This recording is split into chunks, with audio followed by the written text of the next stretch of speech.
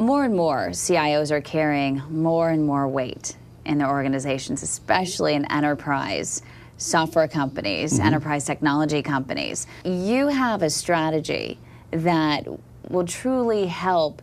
It's truly helped you, but it will also help other people become a grander voice for their company. Yeah, I think as a CIO, you go through different phases in your life. You're good about being a functional CIO, running your business from availability point of view, to do projects, managing vendors, manage your cost efficiency.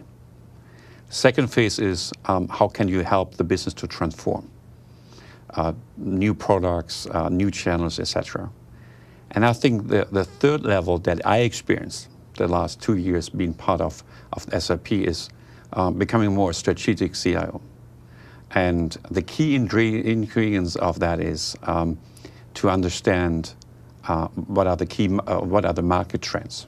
You use Twitter. I'm using Twitter, yes, and share this information with my community. And I have almost 2,000 followers on Twitter, and so being an opinion maker to see what's going on, plus following certain analysts and media people on Twitter, I can see immediately what are the talk every day, and I utilize this information to bring it back in my IT organization. So what sort of things are you writing when you're out there on Twitter? I mean, you have to, basically, it used to be that the CIOs would, just kind of remain in these shadows. And now, especially for those enterprise technology firms, you're in the forefront. Yeah, definitely. I'm very vocal because we are one of the first users of tablets, beginning of 2000, is how to use it, what's the business value of that, what's the diversity of different tablets, how to manage this, so many tablets coming out, what are the issues, security issues, etc. So I try to bring my own experiences in that area, be a first mover. What are some of those rules, though? I would imagine that there's a limit as to what you can and can't say in terms of social media. I think you have to be honest and fair, and sharing information and not overstating certain stuff, because people are pretty brutal. The community is pretty brutal if you're not honest. Second is stay away from negative publicity about your competition or some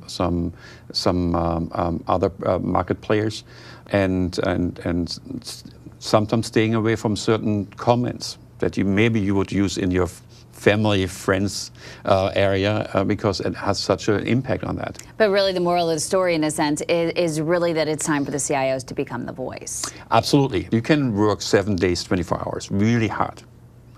But if you don't share what you're doing, there's a kind of black box approach or perception.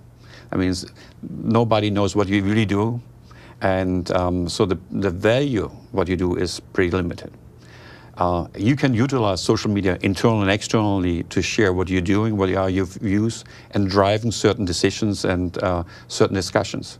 So you're much more visible, and people understand that there is a strong CIO out there that helps the business to be successful.